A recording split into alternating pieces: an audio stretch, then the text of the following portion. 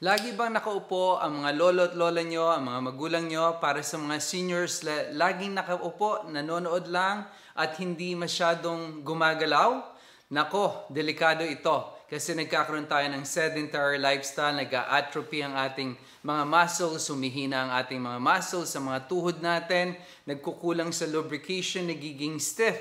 Kung maghapong nakaupo ang inyong mga seniors, maghapon, nakaupo lagi, nanonood lang ng TV, kakain, nakaupo. So, ang mangyayari, magliliit ang mga muscles, magkakaroon ng muscle weakness, titigas sa mga tuhod, magkakaroon ng tightness, lalo na dito sa ankle. Mahihirapang maglakad kasi manghihina yung mga muscles dito sa paa, kasi konektado ang feet muscles o yung mga muscles dito sa paa nakakonekta dito sa tuhod, at yung mga muscles sa tuhod nakakonekta dito sa ating hips. So lahat yan apektado at nagkakaroon tayo ng problema sa low back pain kasi nakaupo maghapon ang ating mga seniors. So gawin itong mga exercises na ito. So number 1 exercise, we're gonna do heel toe raises. Alright, so gawin ito up and down as far as you can go. Pwede nyo gawin ito ng 30 repetitions. Ganyan lang, up and then down. That's gonna strengthen yung ating mga muscles sa paa.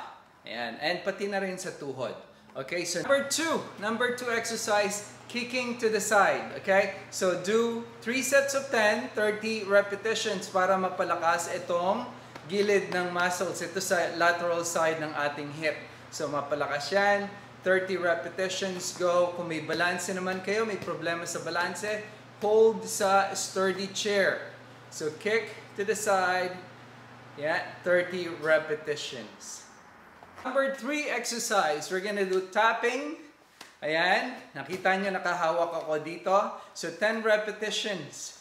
Kung kaya nyo hanggang 30 repetitions, that's even better. O, gawin na ito ng mga seniors. Napakadaling exercise. Yan.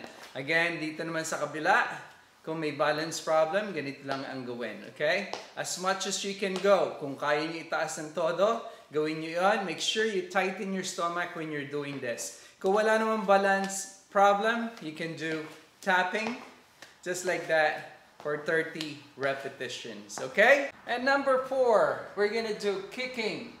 Back, mapalakas ang likod, itong hamstring muscles natin, and your buttocks. You're gonna do kick.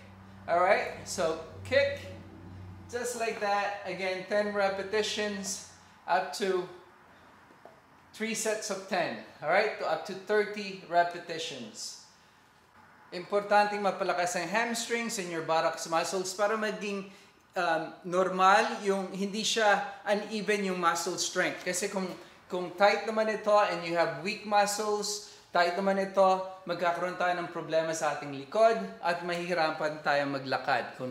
Kung weak ito, ang paglalakad natin, magkukos ito ng muscle imbalance. So magkakaroon tayo ng pain at maapektuhan ang ating paglakad. Alright, ang huling exercise, yung tinatawag na sit to stand. Isa sa pinakamahirap kasi you're using all the muscle groups dito sa ating paa, sa ating tuhod at sa ating hip. So pinaka-importante, you can only do 10 repetitions, that's good. Okay? So, mag-start na tayo. So, pwede kayo umupo, make sure you're engaging your stomach muscles and your momentum. So, kung kaya lang, kung hindi naman kaya, use your armrest. Alright? Use the armrest to push up. Pero kung kaya, you can use your momentum, just like that, and then that's 1. Okay? 2. And then up to 10 repetitions. Kung hindi kaya, make sure you use the armrest, gamitin itong armrest to push up and make sure you use your momentum too, okay? 1, and then 2, up to 10 repetitions. Kung sa tingin nyo nakatulong itong exercises na ito, please like and share and follow me sa Facebook, TikTok, and YouTube. Take care guys. Bye-bye.